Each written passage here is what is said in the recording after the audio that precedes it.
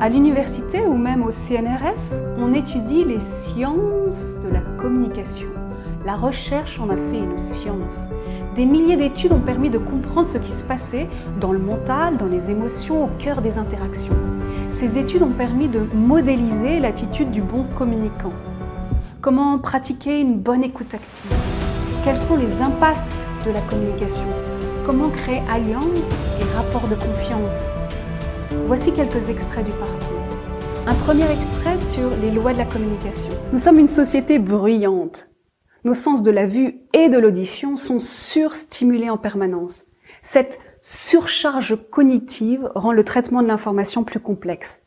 L'expérience d'Albert Mehrabian dans les années 60 consistait à estimer l'importance relative des mots, de la voix et de la gestuelle, dans l'appréciation ou le rejet de quelqu'un.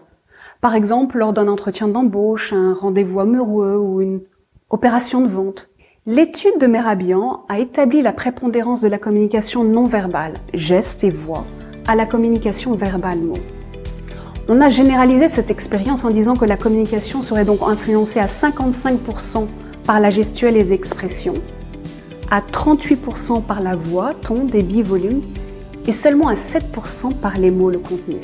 Un second extrait sur les pièges de la communication. McGregor, dans les années 60, professeur en management et docteur en psychologie, publie un rapport sur la théorie X et Y. La théorie X affirme que l'employé est par nature paresseux. Fort de cette croyance, le management pense qu'il doit contraindre, contrôler, menacer, sanctionner l'employé pour qu'il fournisse l'effort nécessaire à la réalisation de ses objectifs. L'employé est maintenu dans un système dans lequel il a peur de prendre des responsabilités et ne fait pas preuve d'initiative, il fait le minimum. La direction renforce alors sa croyance que l'employé est par nature paresseux. Croyance autoréalisatrice. Un troisième extrait sur les marques d'attention. Un faux test de QI a été organisé dans une école. On a dit au professeur que certains enfants étaient plus intelligents que d'autres.